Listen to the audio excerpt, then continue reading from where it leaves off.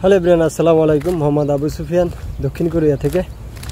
আশা করি সবাই অনেক অনেক ভালো আছেন। আলহামদুলিল্লাহ আমিও ভালো আছি। একটা সময় আমি ইপিএস নিয়ে অনেক ভিডিও বানাইতাম। ইদানিংকালে ইপিএস নিয়ে তেমন আর ভিডিও বানাই না। আসলে ইপিএসের যে নাজুক অবস্থা, আসলে কাউরে আমি আহ্বান করি না এইদিকে আসার জন্য। তো আজকের ভিডিওটা যে বিষয়টা নিয়ে কথা বলবো সেটি হচ্ছে কোরিয়াতে আসার বিষয় নিয়ে। কোরিয়াতে আসবেন কি না, বা কোরিয়াতে আসার জন্য যে সিস্টেম ইপিএস ওয়ার্ক ভিসায় বা ওয়ার্ক পারমিট ভিসা ইপিএসের মাধ্যমে দক্ষিণ কোরিয়াতে আসা যায়, এই পদ্ধতিতে আসা ঠিক হবে কি না, বা এই মুহূর্তে আপনি দেখা গেল কোরিয়াতে আসতে চাচ্ছেন, আমার মতামত কি, বা আমি আপনারা কি মতামত দিব, এরকম বিষয়ে অনেকে জানতে চান অনেক সময় যে ভাই এখন কি ইপিএসের যে অবস্থা, লোকটোক নিচ্ছে না, আগামীতে কি এই ইপিএসের সিস্টেম ঠিকঠাক হবে কি না, বা আমরা দক্ষিণ কোরিয়াতে আসার জন্য কোনো প্রস্তুতি নিব কি না, এই বিষয়ে যদি একটু কিছু বলেন। তো দেখেন, এই বিষয়টাতে আমি যদি আপনাদেরকে আমার ব্যক্তিগত মতামত বলি, এটা আমি ভিডিও শুরুতে একটা কথা বলিনি ভাই। আমার ভিডিওগুলো দেখবেন কি সবসময় 8-10 মিনিট হয়, কারণ আমি সরাসরি কথা বলে দিতে পারি না। আমি ভাইঙ্গি আপনারা বুঝাই বলে দিই, বা আমি আপনার পুরো মতামতটা বা আমি যেটা মনে করি আমার মনের ভাব সম্পূর্ণ দিয়ে আপনারা আমি বুঝাই দেওয়ার চেষ্টা করি যে আসলে ঠিক কিনা ভুল। হ্যাঁ, তো মানুষের জীবনে খারাপ সময় ভালো সময় থাকে। ইপিএসের এখন খারাপ সময়, এটা মাইনে নেওয়া লাগবে। এখন প্রথমে আসে এই দিকে আসা ঠিক হবে কিনা, এই যদি আসে এই প্রশ্নটা চলে আসে যে এখন এই মুহূর্তে ইপিএসে আসা ঠিক হবে কিনা, তাইলে অনেকগুলো প্রশ্ন চলে আসে। যেমন প্রশ্নগুলো কি হইতে পারে যে ইপিএস কিন্তু একটা লং টাইম, এখানে আপনি চাইলেই সব কিছু করে দক্ষিণ কোরিয়াতে চলে আসতে পারবেন, আপনার সব কিছু সিস্টেম মতো হওয়া লাগবে। এরপরে যদি বলেন যে আপনার পরীক্ষা দেওয়া লাগবে, কিছু টাকা খরচ করে লাগবে, এরপরে কিন্তু আপনার কোরিয়া আসার নিশ্চয়তা নেই, এরকম নানান সমস্যা, অনেক প্রতিদ্বন্দ্বী থাকবে, তার ভিতরে পরীক্ষা দেওয়া লাগবে, পরীক্ষা দিয়ে পাশ করা লাগবে, পাশ করে তারপরে কিন্তু দক্ষিণ কোরিয়াতে আসা লাগবে। তারপর পাশ করার পরেও অনেকে ডিলেট হয়ে যাওয়ার সম্ভাবনা আছে। সো রিস্কফুল একটা রাস্তা, কিন্তু এই রিস্কফুল রাস্তাটা একসময় সহজ ছিল। আবার পজিটিভ দিক যদি দেখেন, এগুলো নেগেটিভ দিক বললাম, যেগুলো একসময় বললাম এগুলো নেগেটিভ।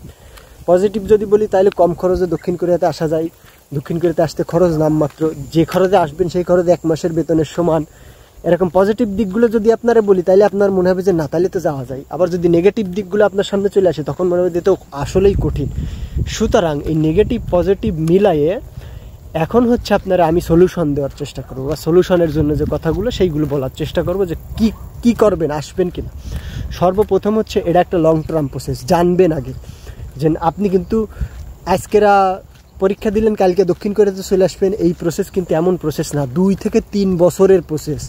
আমি সুফিয়ান এই যে কোরিয়া এসে গাল খেসতেছি না, এই যে সুন্দর প্রকৃতির মাঝখান দিয়ে হাঁটতেছি আর আপনাদের সামনে কথা করছি না, আমার 3.5 বছর লাগিছে এর পিছনে। মানে যেদিন লটারি বাঁধিছে সেই দিনই 3.5 বছর পরে আমি দক্ষিণ কোরিয়ায় আসছি। তাও আমার কোনো নিশ্চয়তা ছিল না। আমি ওই 2019 সালে লটারি পাইছি, 19 সালের শুরুতেই, আর 2022 সালের এপ্রিলের পরে আমি কোরিয়াতে আসছি।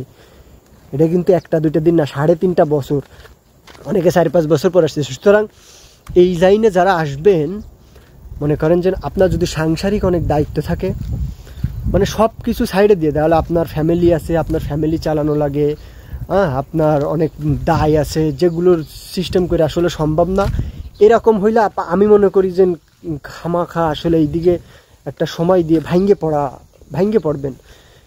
আমি বোধগম্য মনে করি না। তারপরে যদি মনে করেন যে পার্ট টাইম হিসেবে নিতে হবে, আপনি যদি এরকম হইতে পারেন হন, বা এরকম হন যে না আপনার ফ্যামিলি চালানো লাগে বা এরকম কিছু, তাহলে পার্ট টাইম হিসেবে নিতে হবে।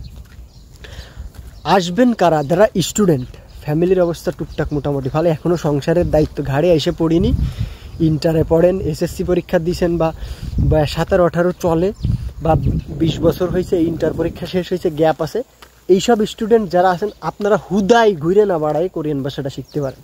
কোরিয়ান ভাষাটা একটু ভালো, আপনাদের মেধা ভালো থাকে এই টাইমটাতে, এখনও পড়লে মুখস্থ হয়, একটা ভালো মতন পড়া দিয়ে সার্কুলার দিলে পরীক্ষা দিয়ে পাশ করে আপনারা আবার একাডেমিক পড়াশোনা চালু রাখবেন।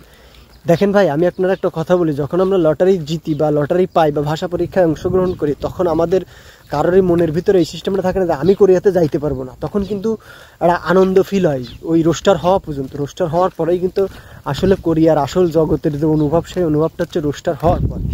সুতরাং যখন আপনি বাদ পড়ে যাবেন, তখন এই সিস্টেমের পরে আপনার অনেক রাগ হবে, ক্ষোভ তৈরি হবে। আমার এই কথাগুলো তখন আপনার পজিটিভ মনে হবে না। যখন আপনি ইপিএসের শুরুতেই, তখন আমার কথাগুলো আপনার মধু মনে হবে। যখন আপনি বাদ পড়ে দেওয়ার উপক্রম হবেন তখন কিন্তু আমার কথাগুলোই আপনার খারাপ লাগবে, কিন্তু আমি ব্যক্তি কিন্তু একটাই, যখন আপনি পাচ্ছেন না জিনিসটা তখন আপনার আমার কথাগুলো খারাপ লাগবে, যখন আপনি জিনিসটা পেয়ে যাবেন বা সফল হবেন তখন আমার কথাগুলোই আপনার কাছে মধুর মতো মনে হবে। সুতরাং ওই বিষয়টা যখন আপনি বাদ পড়ে দেওয়ার একটা সম্ভাবনা যেহেতু থেকেই যায়, সেহেতু এই জায়গা হচ্ছে অনেক অধিক অর্থ খরচ করা বোকামি, তারপরে হচ্ছে সংসার ধর্ম চাকরি সাইডে দিয়ে ব্যবসা বাণিজ্য বাদ দিয়ে ইপিএসের পিছনে পড়ে থাকাও বোকামি। সুতরাং যদি কেউ এখনও এরকম পরিস্থিতি দেখে আসতে চান, হয়তো বা ইপিএস সিস্টেম 2-1 বছর বা 3 বছরের ভিতরে আবার আগের অবস্থানে চলে যাবে আশা করা যায়, সেক্ষেত্রে নতুন করে যারা আসতে চান এই লাইনে, আমি কাউরে আহ্বান করতেছি না, আবার বলি আমি কাউরে আহ্বান করতেছি না, যদি আসতে চান সেক্ষেত্রে আপনারে লং একটা টাইম হাতে রাখতে হবে এবং পার্ট টাইম হিসেবে নিয়ে পরীক্ষা যদি দিতে মন চান বা দিতে ইচ্ছুক হন, যে না আমি তাহলে একটা বাড়তি সময় আছে আমার হাতে, তাহলে হচ্ছে আমি একবার পরীক্ষা দিয়ে দেখি, সেই ক্ষেত্রে আপনি ইপিএসের পরীক্ষাটা একবার দিয়ে দেখতে পারেন। সব কিছু বাদ দিয়ে ফ্যামিলি পরিবার পরিজন চাকরি ব্যবসা বাণিজ্য বাদ দিয়ে একদম পুরো ঢাকায় যায় 10,000 টাকা মাসে ভাড়া টাড়া দিয়ে থাই কোরিয়ান ভাষা শিখে কোরিয়া আসতে হবে, এর পক্ষে আমি নেই। এই হচ্ছে ব্যাপার। তো আমি আশা করি 6-7 মিনিটের ভিতরে আপনাদেরকে টুকটাক কিছু বুঝাইতে পারলাম। তো সবাই ভালো থাকবেন, সুস্থ থাকবেন, আসসালামু আলাইকুম।